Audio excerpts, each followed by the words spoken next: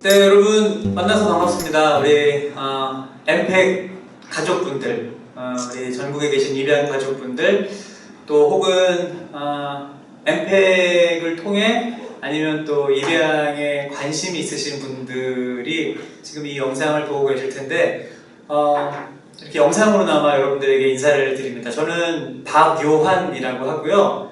그리고 엠팩 홍보대사인데 말만 홍보대사고 많이 못 도와드리고 항상 죄송한 마음을 가지고 있는 그런 사람입니다. 여러분 저는 뭐 직업이 목사이고요. 또 목사로서 또 제가 하고 있는 그런 일들을 전국 방방곡곡 교회를 다니며 또 단체를 다니며 또 노래하는 사람으로 그렇게 또 저에게 맡겨진 일을 감당하고 있는 사람입니다. 여러분들 영상을 통해서 저를 보고 있지만 우리가 오늘 이 자리에 함께 모여서 이렇게 강의를 듣고 이 시간을 보낸다고 생각하시고 제 얘기에 여러분들 공감하시면 대답도 좀 해주시고요. 그죠? 또 웃어주시고 그렇게 한번 이 시간을 같이 보내면 너무너무 좋을 것 같습니다. 특별한 어떤 지식적이고 또 이론적인 거는 아마 저보다 여러분들 훨씬 더 잘하실 거라는 생각이 들고요. 제가 어떻게 지금 이 자리에서 또 다른 입양 가족으로 이렇게 행복하게 살아가고 있는지를 여러분들에게 오늘 또 영상으로나마 함께 좀 나누고 싶습니다. 제가 몇 주 전에 좀 재미난 일이 하나 있었어요. 한 오후 시간쯤 지났는데 갑자기 막 저한테 문자 메시지가 오고요, 카톡이 오고요, 막 전화가 걸려오는 거예요. 그래서 다들 이제 하는 얘기가 뭐냐면 지금 빨리 인터넷을 보라는 거예요. 지금 빨리 인터넷을. 그래서 왜 그러냐, 갑자기 왜 그러냐 했더니 인터넷에 실시간 검색어 아시죠? 그 실검 1위에 지금 박요한 이름이 올라가 있다는 거예요. 그 빨리 보라고 지인들이 막 저한테 연락을 주기 시작했어요. 그래서 이게 갑자기 무슨 일인가? 왜 내 이름이 지금 실검 1위로 올라갔나? 그래서 뭐 그 이유도 얘기 안 해주고 그냥 빨리 보라는 거예요. 그래서 제가 전화를 끊고 또 문자 메시지 확인하고 딱 인터넷을 들어가 봤어요. 정말 신기하게 뭐 다음, 네이버 이렇게 정말 큰 포털 사이트에 그 실시간 검색어에 1위로 박요한이 올라가 있는 거예요. 너무 신기하잖아요, 여러분. 그래서 제가 그 이름을 딱 클릭을 하고 딱 들어갔어요. 들어가 봤더니 지금 여러분들 짐작처럼 제가 아니라 저랑 똑같은 이름, 동명이인의 다른 박요한이라는 이름이 올라가 있던 거였어요. 여러분 그 프로 축구 선수 중에 박요한 씨라고 있어요. 그 프로 축구 선수 박요한 씨가 몇 해 전에 아주 인기리에 끝났던 미스터 선샤인이라는 드라마 있었죠. 그 드라마에 출연했었던 여배우분이랑 결혼을 발표한 거예요. 그래서 결혼 발표를 하고 나니까 막 그게 보도가 되고 기사가 나가면서 순간 그날 모든 포털 사이트에 박요한이라는 이름이 실시간 검색어 순위 1위로 올라갔던 거예요. 물론 저는 아니었지만 저와 똑같은 이름의 동명이인 때문에 저도 살면서 실검 1위를 경험하는, 그래서 제가 이제 캡처도 막 해놓고 저한테 잊을 수 없는 그런 하나의 에피소드가 생긴 것 같아요. 근데 여러분 우리가 실시간 검색어 순위를 이렇게 보면은 우리가 관심 있는 그런 텍스트가 뜨면, 주제가 뜨면 우리는 그걸 눌러보게 되어 있습니다. 그렇죠? 이렇게 실시간 검색어 순위가 딱 보이면은 뭐 1위가 아니어도 내가 관심 있는 분야에 대한 그 주제가 뜨면 우리는 그것을 눌러보게 되어 있어요. 제가 얼마 전에 이 실검이라는 이런 신선하고 재미있는 경험을 하면서 그런 생각이 들더라고요. 우리 대한민국 포털 사이트에 입양에 대한 그런 건강한 기사들이 많이 나오고 또 입양에 대한 편견이 없어지고 또 정부의 어찌 보면 입양 가족들에게 합리적이고 입양 가족들을 도울 수 있는 법안들이 많이 개정이 돼서 저는 그런 행복한 주제어들이 좀 실시간 검색어 순위에 많이 올랐으면 좋겠다. 좀 그런 행복한 생각도 오늘 한번 해보게 됐습니다.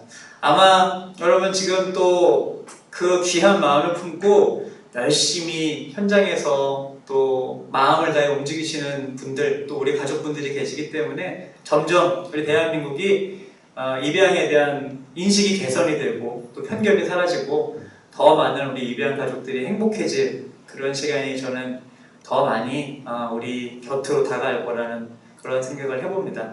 함께 그런 꿈을 꾸면서 같이 우리의 마음들을 모을 수 있는 그런 좀 연합이 되고 또 연대가 되었으면 좋겠습니다. 여러분, 저도 입양 가족이라고 말씀을 드렸어요.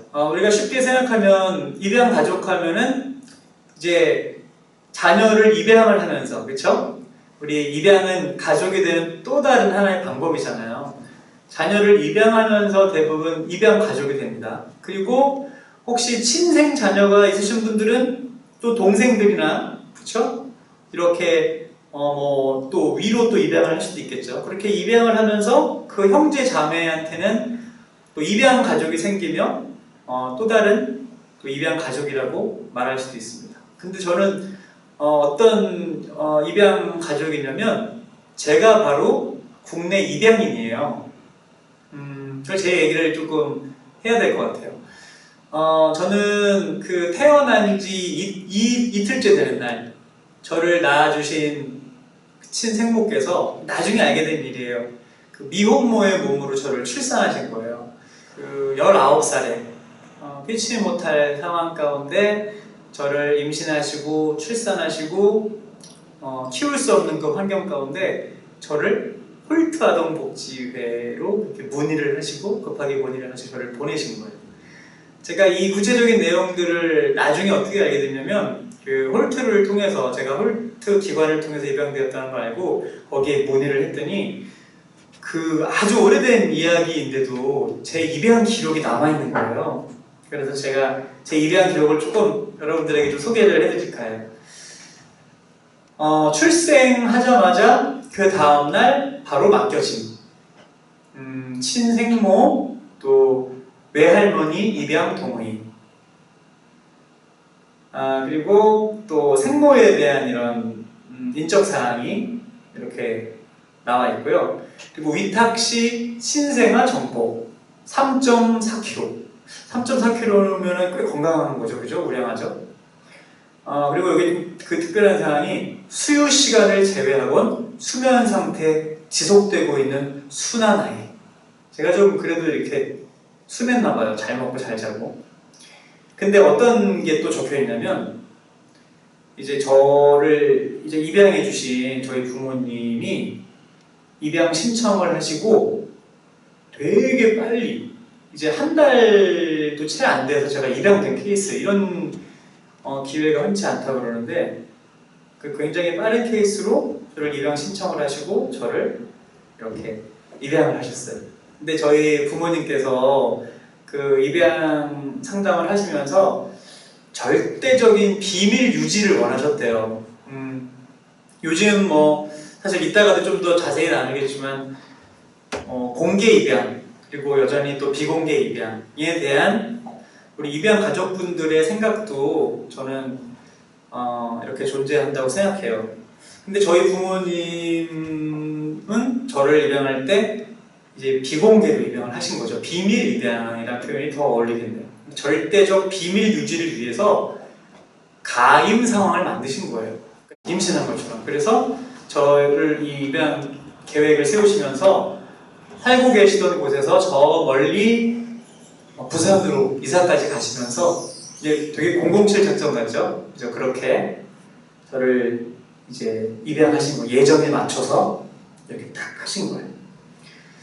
이런 내용들을 제가 이제 나중에 알게 되고 참 이렇게 그 입양 자료가 잘 보존이 되고 기록되었다는 것도 너무 감사하더라고요. 내가 맡겨질 때 또 기관에 맡겨지고 입양될 때 나한테 이런 정보가 있었구나.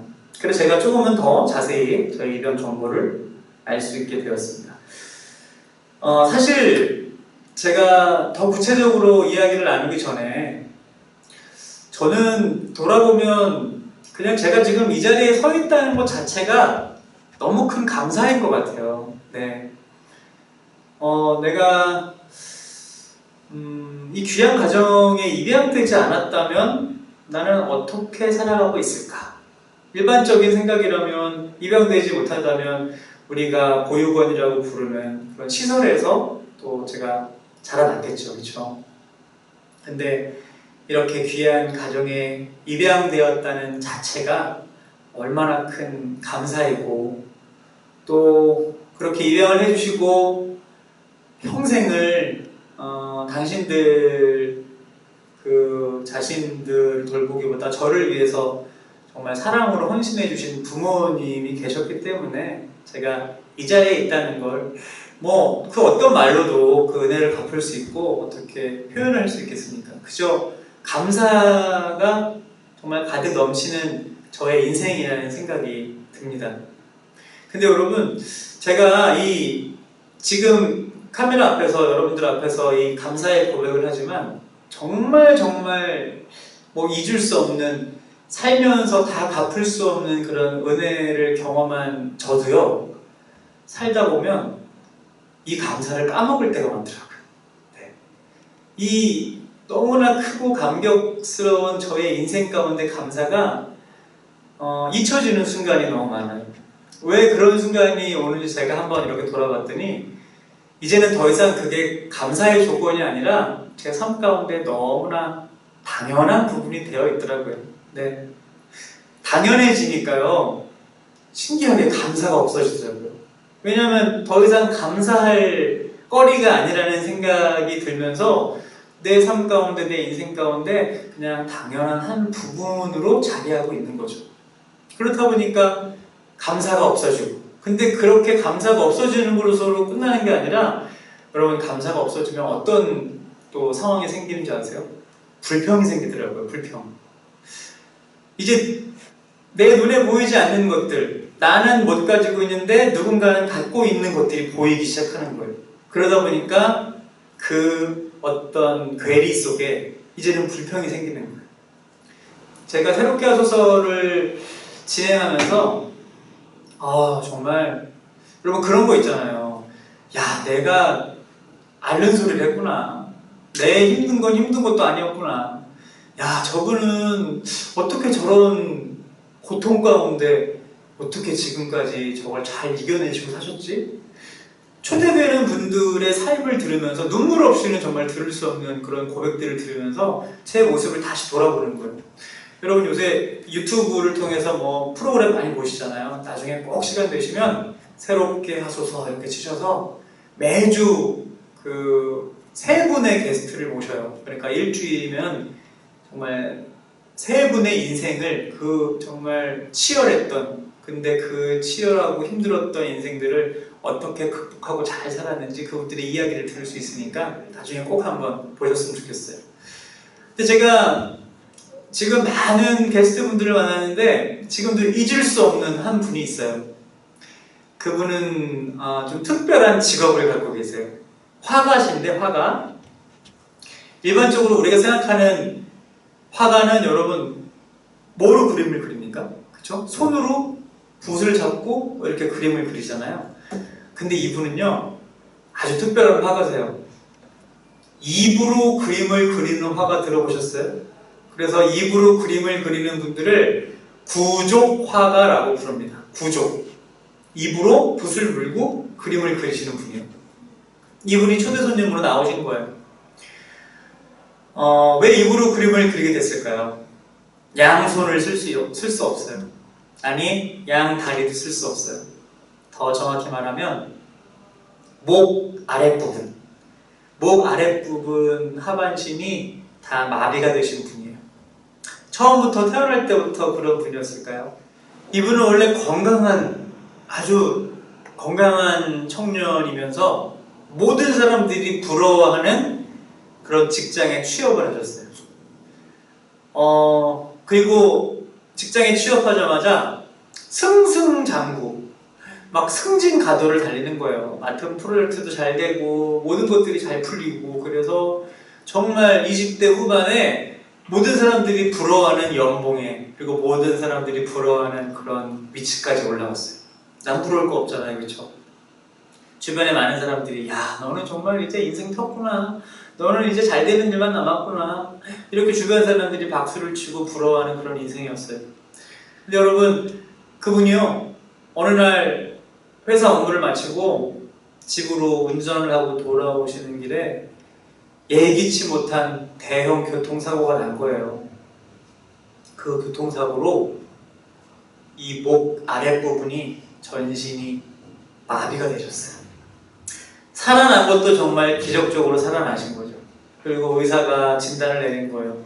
이제 평생 움직일 수가 없습니다. 평생 특수 제작된 휠체어에서 살아가야 됩니다. 여러분 얼마나 절망이 될까요? 아니 더 확실히 말한다면 정말 살고 싶지 않을 거예요. 그렇죠? 선천적으로 그런 장애를 가지고 평생을 살아가도 정말 힘든 인생인데 여러분 건강했잖아요. 남부러울 것 없는 인생이었잖아요. 모든 사람들이 정말 부러워하는 그런 탄탄가도를 달리는 삶이었잖아요. 근데 한순간에 무너진 거예요. 아마 정말 살고 싶은 그런 마음의 소망이 없었을 거예요. 모든 거 포기하고 싶었겠죠. 근데 그때 정말 귀한 한 사람을 만났어요. 이분도 비슷한 상황 가운데 장애를 갖게 되시고 그리고 그 힘들었던 시간들을 그림을 그리면서 버텨내신 거예요. 근데 그림을 그리시면서 나 혼자만 살아난 게 아니라 수많은 사람들에게 도전을 주기 시작한 거예요. 수많은 삶의 자리에 여러분 얼마나 많이 절망하는 사람들이 있습니까? 꼭 사고를 당해서 어려움을 당해서 절망하는 게 아니잖아요. 여러분 삶의 곳곳에 예기치 못한 일들로 얼마나 많이 절망 가운데 눈물 흘리는 사람들이 많이 있습니까? 근데요, 그 사람들이 이 장애를 갖고도 어떻게든지 용기를 갖고 그림을 그리며 살아가는 이분의 모습을 보면서 도전을 받는 거예요. 그렇구나. 저렇게 움직이기도 불편하신 분이 그림을 그리시면서 저렇게 많은 사람들이 희망을 주는데 나도 살아야지. 나도 더 열심히 살아야지. 이런 역할을 하시는 귀한 분을 이 황정원이라는 분이 만나게 된 거예요. 그리고 마음 가운데 그래 나도 그림을 한번 배워볼까? 그래서 이분이 이제 스승님 같은 분이죠. 그림을 배우신 거예요. 미술 다 해보셨죠? 여러분 손으로 그림을 그려도 여러분 잘 그려지십니까? 손으로 그림을 나름대로 딱 그렸는데 그리고 보면은 꼭 발로 그린 거 같잖아요. 그렇죠? 여러분 우리 손으로 그림 그려도 잘 못 그리는데 그 입으로 붓을 잡고 연습하시는 시간이 여러분 얼마나 힘드셨겠어요. 아니 얼마나 고통스러우셨겠어요. 처음에 붓을 부르면 침이 줄줄줄 흐르고요. 내 뜻대로 붓이 움직이지 않고요. 물감을 찍을 때 어떻게 여러분 얼마나 힘들었겠습니까? 근데 그 시간을 포기하지 않으셨어요. 딱 하나의 희망을 가지고 그래 내가 이 그림을 배우는 이 시간을 통해서 나도 살아나고 그리고 나중에 누군가에게 힘을 줄 수 있는 존재가 돼야지. 그런 마음으로 여러분 그림 연습을 하신 거예요. 그 수년 동안에 힘들었던 노력들 이제 그 결과가 여러분 어떻게 되셨는지 아세요? 이제는 전시회, 황정원 구조화가 전시회까지 하시는 분이 됐어요. 그날 녹화하는데 그분이 그리신 작품 몇 점을 갖고 오셨어요? 깜짝 놀랐어요 여러분. 와 어떻게 장애를 가지신 분이 입으로 그림을 그렸는데 어떻게 이렇게 잘 그리지? 라는 차원이 아니에요 여러분. 정말 손으로 그린 그 어떤 화가의 그림보다 정말 살아있는 그분이 정물화를 그리시거든요. 정말 막 과일을 그리고 풍경을 그리는데 진짜 입체적이고 살아있는 것 같아요. 어찌나 그렇게 뭐 명암이라든지 작은 디테일 하나까지도 어찌나 잘 그리시든지 제가 그림 보면서 여러분 깜짝 놀랐습니다. 그날 그분의 인생을 들으면서 참 많이 도전이 됐어요.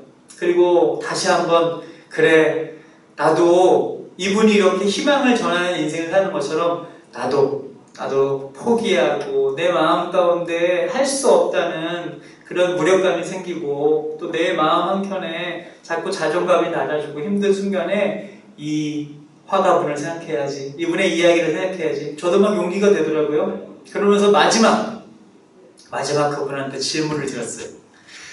이제 그분은 교회 다니시는 집사님이시니까 저희가 기도 제목을 물어봤어요. 집사님 어떤 기도 제목 있으세요? 앞으로 살아가시면서 기도 제목 나눠주시면 저희 같이 기도할게요. 이렇게 질문했어요. 사실 그 질문은요, 여러분, 저희가 질문을 드리면서도 좀 이 프로그램의 공식적인 질문이에요. 대부분 그리고 기도 제목을 드렸을 때 우리가 원하는 어떤 대답이 좀 있어요. 그리고 그런 대답이 또 방송에도 필요하고, 그 기도 제목을 물어봤는데 이분이 글쎄 생각지도 못한 대답을 해주시더라고요. 생각지도 못한 대답. 그 대답이 뭔지 아세요? 조금 더 건강해지게 기도해주세요. 그림 더 작품 잘 만들 수 있도록 기도해주세요. 이런 기도가 아니고요. 그래서 저한테 이런 기도 제목을 부탁하시는 거예요. 저는 1년 365일, 1년 365일을 일요일, 예배드리는 주일만 따지면 52주예요. 1년 365일, 그리고 예배드리는 52주. 한 번도 그 예배 안 빠지고 나가는 게 제 평생 기도 제목이고 소원입니다. 1년 동안 52주 주일 예배, 일요일날 교회 가서 예배 드리는 거, 그거 안 빠지는 게 그분의 평생 소원이래요. 되게 좀 충격을 받았어요, 솔직히. 어떻게 이런 기도 제목을 갖고 계시지? 어떻게 이런 소원들을 갖고 계시지? 그분은 다른 거 없더라고요.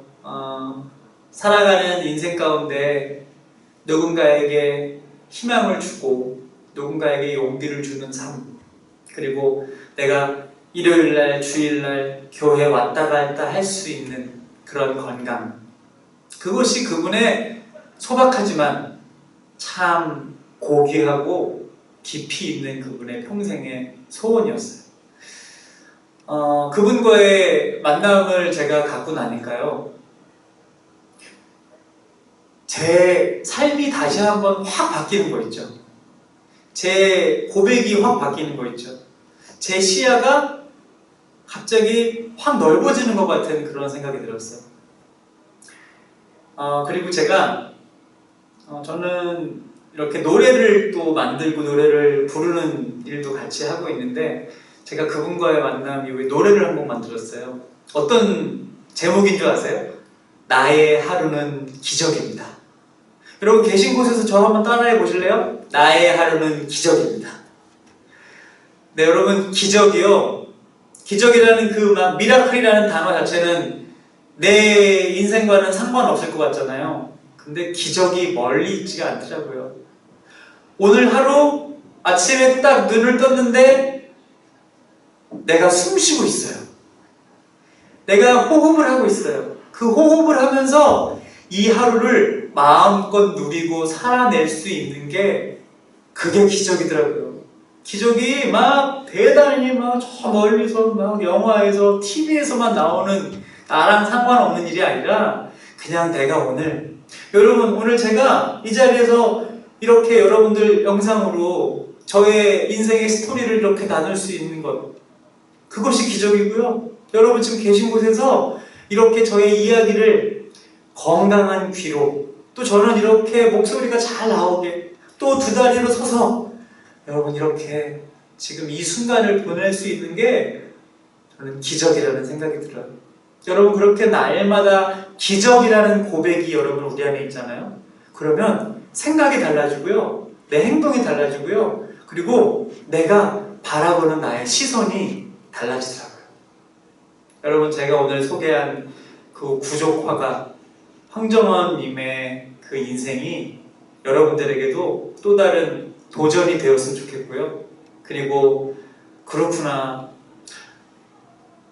내가 이렇게 지금 숨쉬고 이렇게 건강한 귀로 이 강의를 들을 수 있고, 건강한 눈으로 이 강의를 볼 수 있고, 또 우리 가족이 건강하고 내 자녀들이 이렇게 잘 자라고, 이 모든 것이 다 기적이구나 라는 이런 고백이 여러분들에게도 좀 날마다 이렇게 좀 고백되어졌으면 좋겠어요. 여러분, 마음에 담아두는 것도 되게 중요하지만 마음속에 있는 것 한번 끄집어내서 감사합니다, 고맙습니다 이렇게 이야기하게 되잖아요. 그러면 그 기쁨과 행복이 진짜 몇 배나 더 커지더라고요. 우리 자녀들한테도 그런 고백 이야기해 주시고 우리 남편이나 아내에게도 그런 고백 해 주셨으면 좋겠어요. 얼마 전에 그 TV에 여러분들 잘 아시는 그 인꼬 부부 중에 인꼬 부부 최수종 하이라 부부가 나왔더라고요. 근데 질문을 드렸어요. 최수종 씨가 지금 나이가 엄청 많잖아요. 50이 훨씬 넘었는데도 몸 관리를 너무 열심히 하는 거예요. 그래서 MC가 어떻게 이렇게 자기 관리를 잘 하십니까? 몸 관리를 잘 하십니까? 그랬더니 그 질문에 이렇게 대답하는 거예요. 여러분 놀라지 마십시오. 저는 하이라 씨한테 잘 보이려고 운동합니다. 그래서 막 그 스튜디오가 난리가 났어요. 그렇죠? 여러분 근데 그게 진심이더라고요. 자기는 평생을 같이 살았던 자기 아내한테 여전히 멋있는 모습으로 보이고 싶대요. 그래서 여러분 우리 뭐 최수종 이야기하면 정말 사랑꾼 중에 사랑꾼이잖아요. 근데 제가 그 방송을 딱 보고 저도 뭐 목사로 살아가고 또 좋은 또 집에서도 좋은 아빠가 될 것 같지만 좋은 남편이 될 것 같지만 여러분 저도 그렇지 않아요. 네, 밖에서는 막 이렇게 착한 척하고 밖에서는 이렇게 선한 척하지만 집에 들어가면은 아내가 저를 바라볼 때 불평이 당연히 있겠죠. 또 못마땅한 부분이 있겠죠. 근데 그 방송을 보면서 그래 나도 내 아내를 여전히 나도 낯간지럽고 힘들지만 아내를 사랑한다고 자꾸 고백해줘야 되겠다. 우리 아이들 때문에 아빠가 얼마나 행복한지 나도 계속 얘기해줘야 되겠다. 여러분 우리 가족이 또 남편이 아내가 먼저 그렇게 바뀌어진다면 그렇게 노력한다면 여러분 얼마나 더 행복한 가정이 되겠습니까? 그렇죠? 지금 아마 혹시 이 강의를 부부들이 같이 보고 계신다면 한번 해보세요. 여러분 고맙다고 당신 때문에 행복하다고 나도 당신한테 여전히 멋지고 이쁜 그런 남편이고 아내가 되도록 노력하겠다고 여러분 그런 얘기 한번 해보세요. 지금은 비록 너무 쑥스럽고 낯간지럽지만 그런 고백이 진짜 여러분들 안에 있는 진심으로 전해질 때 정말 행복한 거거든요. 가족이라는 건 여러분 그 어떤 것과도 비교할 수 없는 가장 큰 선물입니다. 비록 저는 저희 부모님이 저를 이렇게 입양하시면서 숨기고 싶으셨던 것 같아요. 그냥 내가 낳은 친생 자녀처럼 저를 키우고 싶으셨던 것 같아요. 네, 뭐 어느 부모님들에게나 그런 마음이 없겠습니까, 그렇죠? 우리 뭐 공개 입양해서 키우는 가족들이라고 이 아이들이 많은 사람들에게 뭐 입양된 아이로 드러나길 원해서 우리가 공개 입양하는 그런 차원은 아니잖아요, 그렇죠? 우리가 이 아이를 여느 가정들과 똑같이 단순히 입양이라는 것을 통해서 또 다른 가족이 된 하나의 방법입니다 라는 것을 같이 나누기 위해서 그렇게 살아가시는 거죠. 그 사랑의 크기를 어떻게 비교할 수 있겠습니까? 그렇죠? 다 똑같죠. 저희 부모님은 누군가 알길 원하지 않으셨던 것 같아요. 그래서 정말 007 작전처럼 저를 입양하셔서 저렇게 부산까지 가시고. 근데 여러분 세상에 영원한 비밀이 있을까요? 그렇지 않잖아요. 그렇죠? 세상에 영원히 숨길 수 있는 비밀은 없더라고요. 저희 부모님이 그렇게 꽁꽁 평생을 숨기시려고 했던 그 비밀을 정말 상상하지도 못하는 그 어떤 제 사촌 동생을 통해서 제가 그 비밀을 알게 된 거예요. 중학교 2학년 때. 조금은 더 제가 그 사촌 동생을 더 조금은 더 빨리 들었어요. 초등학교 5학년, 6학년 요쯤이었는데 정확히 그거를 저희 부모님을 통해서 제가 입양된 아이라는 걸 알게 된 건 중학교 2학년. 여러분 중학교 2학년 때는 어떤 특별한 문제가 없어도 힘들잖아요. 그렇죠? 중2 때 어떤 사건, 사고 없어도 그냥 중2라는 자체가 얼마나 여러분 힘든 시기입니까? 그렇죠? 사춘기이고 뭐 질풍노도의 시기고. 근데 여러분 중학교 2학년 때 제가 입양된 아이라는 걸 알고 얼마나 저는 지금도 생각나요. 정말 끔찍했어요. 어떤 게 가장 힘드냐면 제가 조금은 더 나이가 들어서 고민하고 또 철학적인 사고를 해야 될 나이를 좀 먹고 철이 들면 그런 생각 할 거 아닙니까? 나는 내 인생은 어디로부터 왔고 나는 누구이며 나는 어디를 향해 가는지 이런 고민들, 철학적인 고민들을 좀 나이가 들면 할 수 있잖아요. 근데 너무 빨리 중학교 2학년 때 준비도 안 된 상태에서 제일 힘들었던 거 왜 나는 버려진 거지? 그 질문들이요, 해결이 안 되는 거예요. 왜냐면 왜 나를 낳아주신 분들은, 왜 친생 부모님들은 나를 낳고 나를 키우지 않고 왜 보낸 거지? 아니, 그 당시에는 그렇게 막 보냈다는 생각 들지 않고 그냥 저는 버려졌다고 생각했어요. 이미 제 마음속에 너무 큰 충격 때문에 아주 부정적이었어요. 모든 것들이. 내가 그냥 버려진 존재라는 사실이 너무 화가 나고 너무 비참했어요. 그 부분이 해결이 안 되더라고요.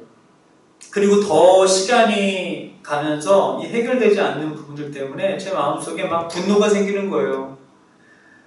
여러 가지 부분들이 있지만 엄마 아빠한테도 화가 났어요.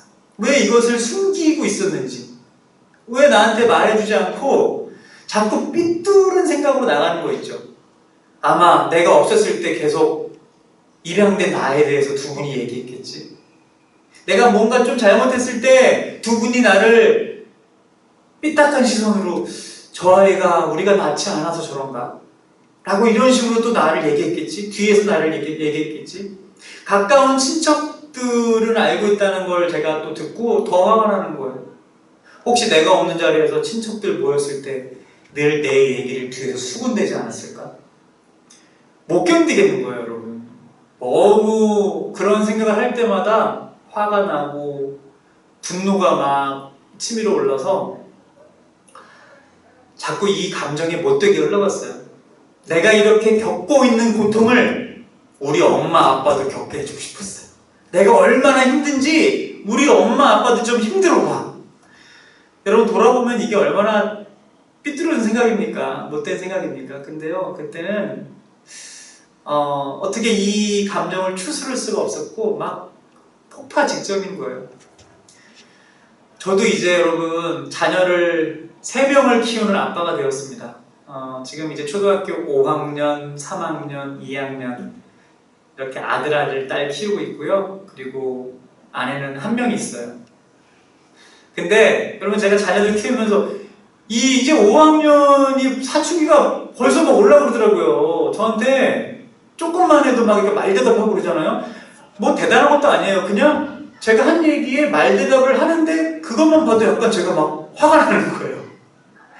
그랬는데 여러분, 제 중학교 때 저희 부모님한테 날마다 엄마 아빠를 어떻게든 화나게 하고 싶고 어떻게든 막 싸움을 일으키고 싶고 이랬던 내 모습이 요즘 더 많이 생각나서 얼마나 마음이 힘든지 몰라요. 우리 부모님이 얼마나 마음이 아프셨을까, 고통스러우셨을까.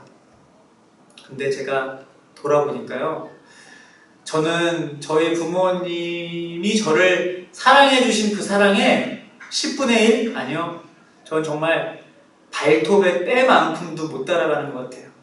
지금 우리 아이들 키우면서 저희 엄마 아빠가 저한테 했었던 그 사랑의 반의 반이라도 우리 아이들한테 한다면 진짜 우리 아이들은 어떻게 자라날까라는 그런 생각을 지금 할 정도로 저희 부모님은 당신의 인생들, 당신의 삶은 없으셨어요. 저를 위해. 더더군다나 그 중학교 2학년 저도 충격이었지만 예상치 못했던 그 비밀이 밝혀지면서 온 가족이 다 뒤집어졌던 그 시기, 그리고 그 아픔과 고통들을 이겨내기 위해서 함께 가족이 함께 정말 끌어안고 이겨냈던 그 수년 동안의 시간들, 우리 부모님이 어떤 시간들을 보내셨을까, 얼마나 많이 눈물을 흘리셨을까 라는 생각을 요즘 더 많이 하게 됩니다.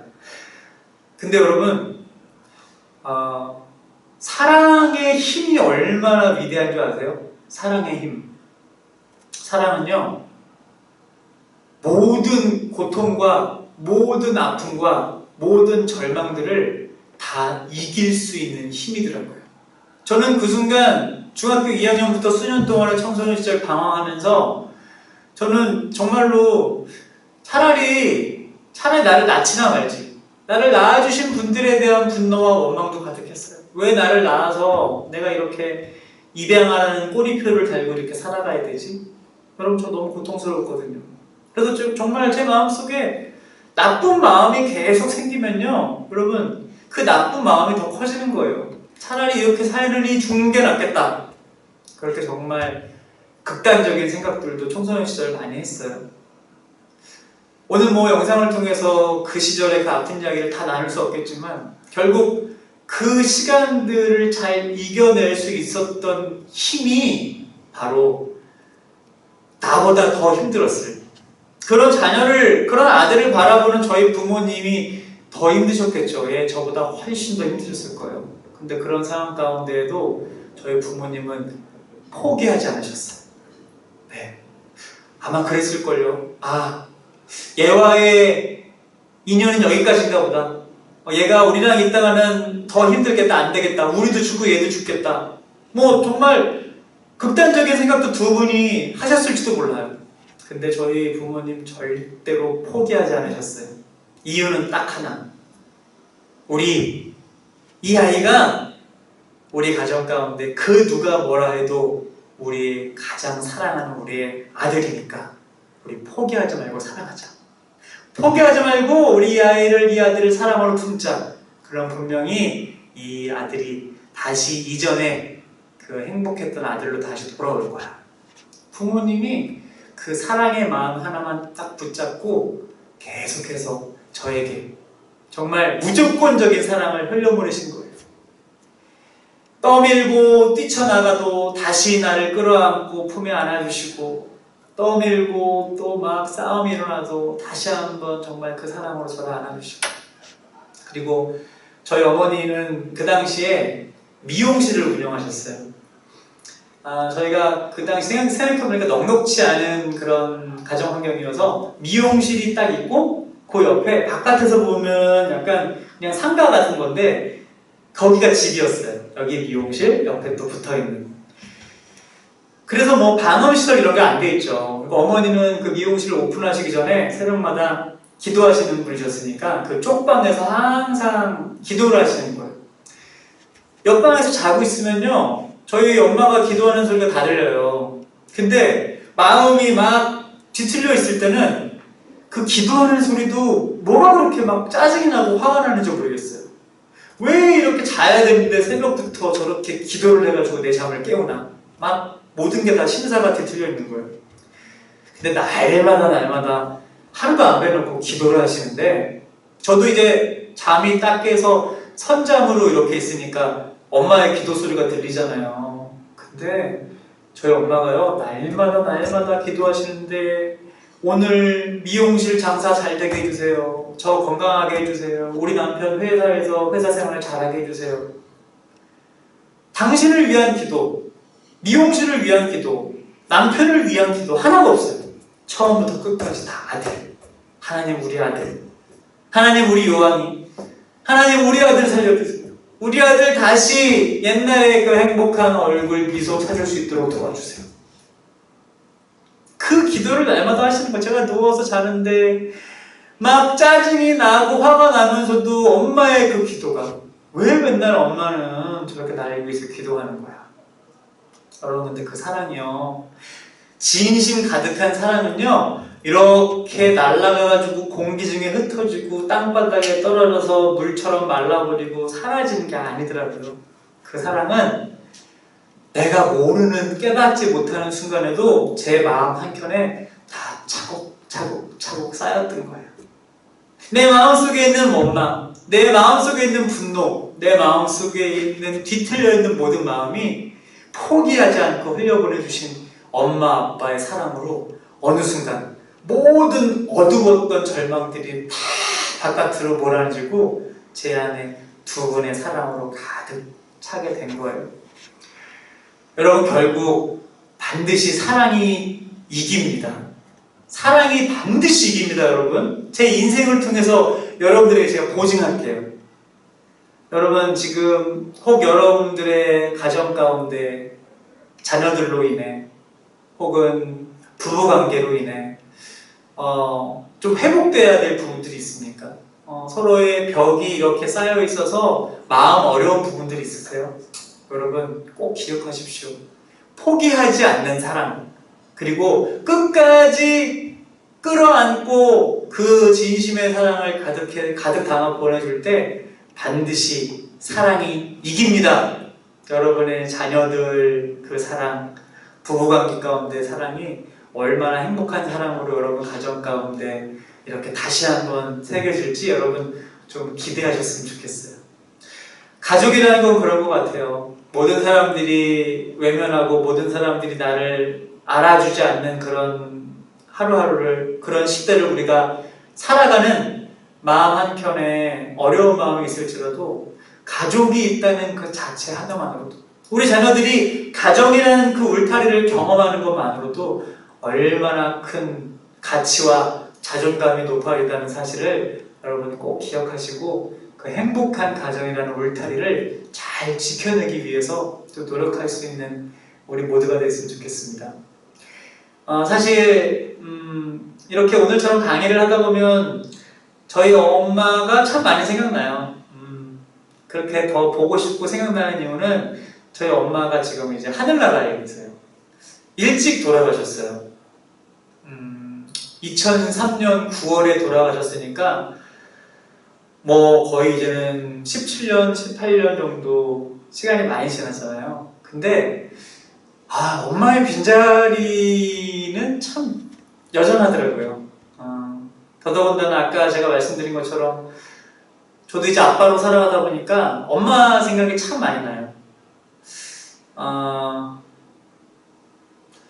그래서 저는 그 엄마의 빈자리를 생각할 때마다 엄마가 저한테 보내주셨던 그 사랑을 나도 우리 아이들에게 잘 흘려보내야지. 그렇게 되면 그 엄마의 포기하지 않는 사랑 때문에 제가 지금 이렇게 건강하게 행복하게 잘 살아가고 있고 계속해서 아름다운 선순환이 일어나는 거잖아요. 그렇죠? 저는 그런 마음으로 요즘 하루하루를 살아가고 있습니다. 저희 엄마는 가족력이 좀 있으셨어요. 당뇨가 사실 관리만 잘해도 괜찮은데 당뇨가 무서운 게 합병증이잖아요. 그래서 저희 어머니는 지금 생각하면 안타까워요. 내가 조금 더 우리 엄마 그 당뇨를 옆에서 잘 챙겼으면 어땠을까? 그 혈당 검사만 좀 잘해도, 음식 조절만 잘해도 건강할 수 있는데 내가 옆에서 너무 안 챙겨드리는 후회가 사실 있어요. 저희 엄마 스타일이 괜찮아 맨날 이러시면서 자기 몸을 안 돌보셨거든요. 나중에 합병증이 생기시면서 신장이 망가지시고 그래서 투석을 하시다가 이게 투석도 못하게 되고 유일한 하나의 방법이 신장 이식을 해야 됩니다.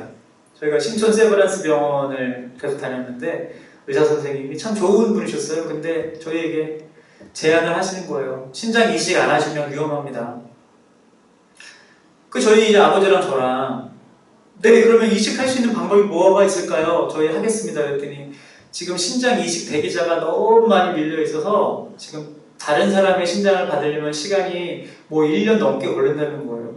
그래서 저희가 좀 걱정해서 어떡하지 그러고 있는데 혹시 그 남편분은 뭐 좀 안 맞을 가능성이 많은데 자녀분들 한번 검사를 해보시면 신장이 일치할 수 있는 경우가 있다. 검사 한번 해보시라. 저희가 그 이야기를 듣고 알았습니다 하고 나왔는데 아버지랑 저랑 막 이거 말할 수도 없고 우리가 사실은 입양 가족입니다. 말할 수도 없고 되게 하여튼 막 절망이 되더라고요. 우리가 신장 이식할 수 있는 방법이 없겠구나. 그냥 기다리는 수밖에 없겠구나. 그래도 그 의사 선생님한테 한번 검사 한번 해보자는 날짜를 받아놓고 뭐 이런 사실은 저희가 뭐 입양했습니다 이런 이야기를 할 수도 없어서 그냥 포기하고 검사만 받자 이렇게 된 거예요. 근데 검사 결과가 나왔다고 이제 저희 아버지랑 저랑 같이 갔어요. 선생님이 아이고 죄송합니다. 예상했던 대로 우리 남편분이 신장 조직이 안 맞으신다고. 그래서 저는 그냥 그럴 거라고 당연히 알았으니까 이제 포기하고 나오려고 그러는데 선생님이 딱 그러시는 거예요. 근데 다행히 기대했던 대로 우리 아드님이 신장 조직이 정확히 일치합니다. 좀 여러분 닭살 돋지 않아요? 난 지금도 내가 그 얘기하면서 닭살 돋는데 와 여러분 제가요 저희 아버지랑 제 어머니는 이제 검사 받고 계시고 저희 아버지랑 정말 얼떨떨하게 선생님한테 뭐 인사도 제대로 못하고 알겠습니다 감사합니다 그러고 나와가지고 저희 아버지랑 저랑 얼마나 울었는지 몰라요. 와, 막 눈물이 나더라고요. 되게 신기했어요. 아, 그렇구나. 우리가 이렇게 가족이 된 게 그냥 어찌어찌 하다가 우연의 일치로 이렇게 그냥 딱 만난 게 아니구나. 우리가 가족이 된 건 어찌 보면 아주 오래전부터 이렇게 계획되어진 그런 아름다운 선물이겠구나 라는 생각이 들어서 너무너무 행복했어요. 물론 저희 어머니가 얼마나 저를 사랑하는 분이시냐면요, 신촌 세브란스 역사 가운데 그런 적이 처음이래요. 수술 날짜까지 다 잡고 수술실 들어가는 날 저희 어머니가 그 병약하신 분이 난동에 가까울 정도로 우리 아들 배에 칼을 댈 수 없다. 그래서 그날 수술이 취소됐어요. 나는 우리 아들 신장 가지고 조금 더 살고 싶지 않다. 근데 하여튼 또 후회가 돼요. 어찌 그냥 엄마를 설득해서 내 신장을 하나 줬으면 어땠을까? 나는 건강하니까 그거 없어도 살 수 있는데. 엄마를 먼저 떠나보낸 불효자 아들의 마음이 어떻게 편안할 수 있겠습니까? 앞으로 살아가면서도 늘 마음 한켠에 좀 짐처럼 남아있겠죠. 근데 여러분, 저는 우리 가족이 이렇게 정말 DNA 그 구조까지 일치된 가족이라는 그 경험을 하고 나니까 너무 신기하고 너무 감사하고 행복하더라고요. 여러분, 지금 여러분들의 가족도 그렇지 않습니까? 여러분들의 자녀도 다들 주변에서 부모님들 다 닮았다고 그러지 않아요? 그죠? 아이고, 똑같이 다 닮았네. 혹시 나중에 그런 우리 공개 입양을 통해서 입양된 아이라는 걸 알게 되면 깜짝 놀라실걸요. 나는 상상도 못했어. 어찌나 똑같이 닮았는지 엄마 아빠랑. 아마 그런 얘기 많이 들으실 거예요. 단순히 겉모습만 닮아가는 것이 아니라 여러분들이 흘려보내주시는 그 사랑이 우리 자녀들에게 고스란히 쌓입니다. 그리고 그 아름다운 사랑의 모습을 이 아이들이요, 이제 자기만 행복하게 자기만 누리고 또 자기만 잘 먹고 잘 사는 인생으로 살아가는 게 아니에요. 그 아름다운 사랑을 경험하잖아요. 이제 그 아이들이 성장해서 살아가면서 또 다른 아파 보이는 아이들을 바라보게 돼 있어요. 귀한 사랑을 경험한 내 인생이 이제 누군가에게 희망이 되고 힘이 될 수 있는 존재, 그런 존재들로 앞으로 살아가게 될 겁니다. 여러분, 부족한 사람이, 참 연약한 사람이 이 자리에 서서 제 삶을 나누고, 그리고 여러분, 이제 저는 홀트와 또 엠팩과 또 미혼모 단체의 홍보대사가 되어서 정말 사랑이 필요하고 관심이 필요한 그 사람들에게 예수님의 사랑을, 그리고 제가 평생 받았던 이 사랑을 전할 수 있는, 그분들에게 희망을 줄 수 있는 그런 존재로 살아가고 있습니다.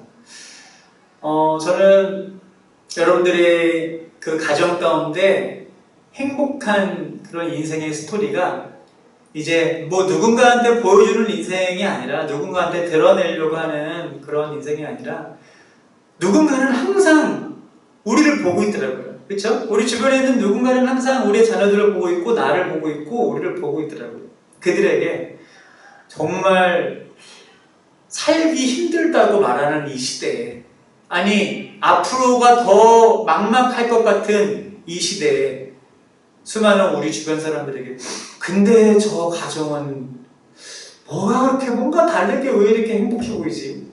근데 저 가정은, 저 가정의 아이들은 뭐가 저렇게 행복해 보이고 해맑고 건강하지? 우리 가정이 정말 소중하게 서로에게 고백하고 지켜내는 이 아름다운 사랑이 저는 우리 주변에 있는 많은 가정들에게도 건강하게 저는 흘러갈 거라고 생각해요. 우리 자녀들이 그렇게 자랄 거고요.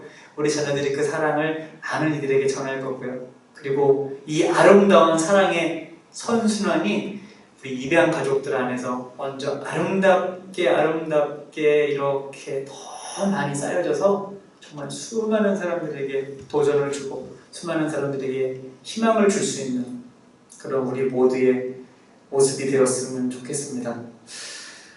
저는 앞으로의 계획이요, 물론 목사로서 또 설교를 하며 예수님을 전하는 그런 게 저한테 중요한 일이지만 저처럼 이렇게 건강하게 자라난 국내 입양인들이 곳곳에 저는 많이 있다고 생각해요. 근데 그 대한민국 사회에서 입양인임을 굳이 밝히고 사회생활 하는 게 어찌 보면 아직은 우리 자신에게 뭔가 약점이 될 수도 있고 굳이 말하지 않아도 될 이야기들이어서 그렇게 저 같은 성인 입양인들이 곳곳에 많이 있는 것 같지 않아요. 근데 저는 그런 분들과 한번 만나고 싶어요. 건강한 가정 안에서 울타리 안에서 귀한 사랑으로 잘 자란 우리 성인 입양인들과 만나서, 그리고 또 가정에 입양되지 못했지만 또 좋은 시설에서 좋은 선생님들을 만나서 또 건강하게 잘 자라서 우리 사회 곳곳에서 열심히 살아가고 있는 우리 또 시설 퇴소자분들, 그분들과의 연합이, 그분들과의 아름다운 연대가 저는 더 많은 의미 있고 행복한 일들을 할 수 있을 거라고 생각합니다. 결국에는 우리 입양 가족들, 우리 자신들만을 위한 그런, 혹은 우리 중심적인 생각이 아니라 정말 이 대한민국 이 땅이 더 행복한 나라, 또 이 땅에서 자라나는 모든 아이들이, 혹 피치 못할 사정으로 부모님 없이 자라나는 아이들 또한 어찌 보면 수많은 사람들과 수많은 또 다른 부모님들의 관심과 사랑을 받을 수 있는 그런 구조들을 만들려고 우리 같이 좀 힘을 합치고 노력할 수 있는 우리의 좀 연합들이 있었으면 좋겠어요. 그런 일들을 위해 저는 지금 기도하고 있고요. 또 때가 되면 그런 분들과 귀한 만남을 통해서 아주 의미 있는 일들을 더 아름답게 해 나갈 거라고 생각합니다. 여러분, 지금 바이러스 때문에 참 많이 힘드시죠? 답답하시죠? 그리고 또 우리 앞으로 살아가야 될 내년, 또 언제쯤 이 상황이 해결될지 막막하시죠? 이럴 때일수록 여러분, 제가 오늘 여러분들에게 고백했던 것처럼 움츠러 있고 또 절망하고 불안해하는 삶이 아니라 우리 삶에 얼마나 많은 감사들이 있는지, 내가 어떻게 지금까지 이렇게 살아올 수 있었는지, 그런 행복의 가치들을 많이 발견할 수 있는 요즘이 되었으면 좋겠습니다. 그리고 이 시간들이 지나가고 여러분 이제 얼굴을 마주하고 또 그 현장에서 여러분 다시 만날 날을 저도 기대하겠습니다. 저는 목사니까요, 제가 우리 엠팩 가족분들, 또 입양 가족분들, 혹 또 입양에 관심 있으신 분들 위해서 저도 기도하는 자리에서 함께 여러분들을 위해 기도하도록 하겠습니다. 늘 건강하시고 늘 행복하시고 또 다른 그런 아름다운 자리에서 만날 그날을 저도 기대합니다. 여러분 늘 행복하십시오. 감사합니다.